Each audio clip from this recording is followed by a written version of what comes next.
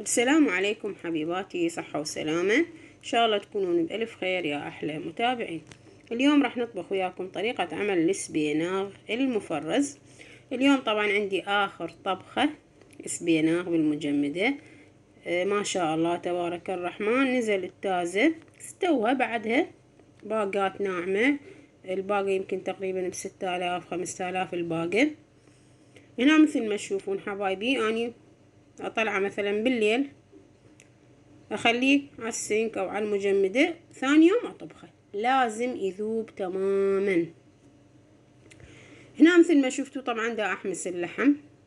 إذا عندكم لحم مسلوق مسبق أكيد يكون أسهل، بس هسه راح أقول لكم ليش لازم نذوب السبيناخ كلش زين. العفو. هنا مثل ما شفتوا حبايبي بصلاية كلش صغيرة، ثرامتها ناعم ناعم، واضيفها على اللحم اكيد يساعد انه ما تبقى اي زفرة باللحم، لان احنا هنا عندنا اللحم ما مسلوق، بس مجرد غاسلته نظيفه وابدي احمس بيه. باعوا بهذا الشكل، شلون شكله صار ذهبي والدهون البيه كلها لجعت. هنا حبايبي اذا عندكم اللحم مسلوق على جهة عادي، السبيناغ والآلة تقدرون هي من الفريز او من المجمدة وتطبخوها مباشرة. بس بعواني هنا شلون مذبلتها تمام، لان عندي اللحم ما مستوي. فاذا السبيناغ او الآلة تكون جامدة فبيها ثلج، من اضيفها على اللحم راح رأسا يعصي عندنا اللحم، ومستحيل لو قد ما اخليه على النار ما يستوي ابدا، يتعبني. بس بما انه حمست اللحم مباشرة لازم اكون مذوبة الآلة. هنا ضفت بس الآلة، انتو شفتوني من فرزت السبيناغ، فرزت الآلة واحد بأكياس صغار، والسبيناغ ثرمته بأكياس واحد. هاي الطريقة اسهل والعفو اطيب بالحمس اكيد، لان اذا خبطنا الآلة ويا السبيناغ وحمسناهن ما راح ينطي ذاك الطعم. الآلة تحب حمس اكثر من السبيناغ، اكيد كلكم تعرفون، بس حبيت اطبخها وياكم لان هاي اخر طبخة باقية بالمجمدة، وان شاء الله راح نطبخ من نوغاد التازة، وهم ان شاء الله نفرز اذا عندنا عمر الصيف القادم او الشهر رمضان المبارك، لان كلش طيبة برمضان السبيناغ بالذات اذا مو وقته. هنا حبايبي مثل ما تشوفون اظل احمس بالآلة كل زين. هنا طبعا حمسته هواية لان ما اريد يطول الفيديو عليكم.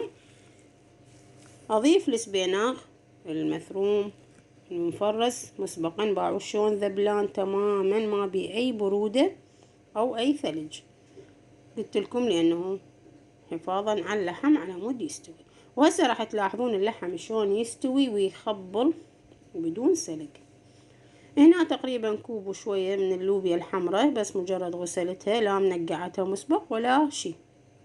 بهذا الشكل ما اضيف اي سوائل، يعني هي السبيناغ راح يذب سوائل هواية، واغطي وانصي النار تماما على اهدأ شي، واتركه على راحته الى ان تشوفون باعوا شلون ظل السوائل كلها تخلي اللحم يستوي على كيفه. حتى اللوبيا بدت باعوها ما شاء الله، يعني ها بدت تستوي ابد ما حرك عوفة الشريد من عديك.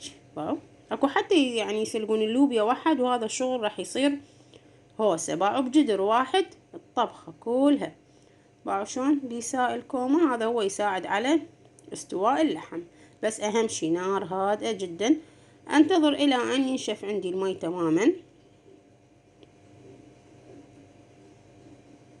وارجع. باعوا هنا ما شاء الله بدا نشف عندي المي كله. باعوا شو ما بقى بيه مي شي قليل. اظل احمس اعلي النار بهالطريقة هاي، طبعا لانه قلت لكم السبيناغ مجمد يعني فراح يذب سوائل هواية، بس اذا تازة راح يعني ينحمس مباشرة. هنا اظل احمس بيه الى ان هاي اجتافي كلها قالت الداد من التعب، يعني صاحت الداد من الوجع.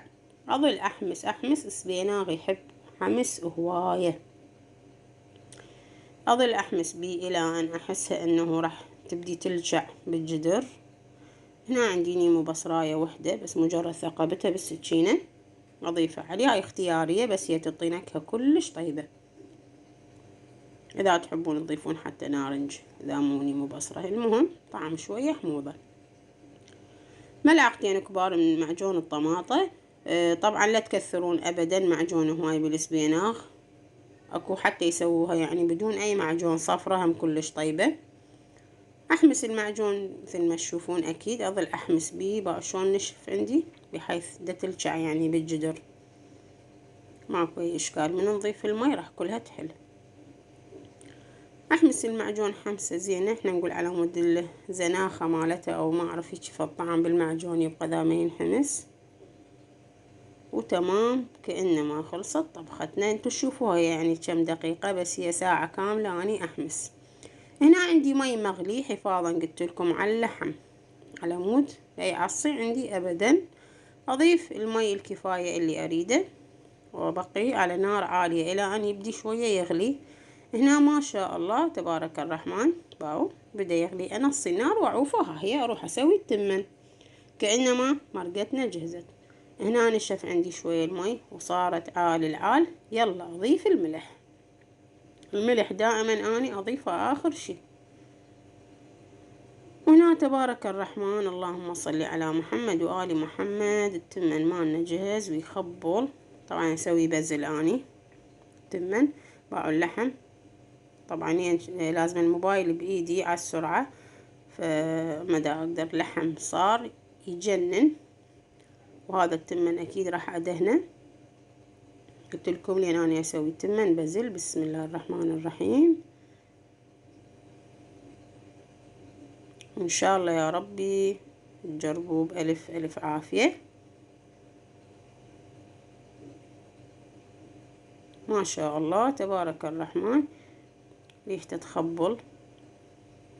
بالمناسبة طبعا تقدرون تضيفون هيك رشة هيل خفيفة يطلع بعد أطيب. وإن شاء الله يا ربي غدانا وغداكم بألف ألف عافية ومع ألف ألف سلامة.